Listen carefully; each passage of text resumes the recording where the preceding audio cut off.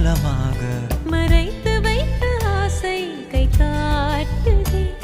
நெஞ்சோடு ஆழமாக சொல்லாமல் நீளமாக சுவை திரிந்த மௌனம் பொய்யாகுதே. இருவரி சேர்ந்து காற்றோடு குரலாகுது.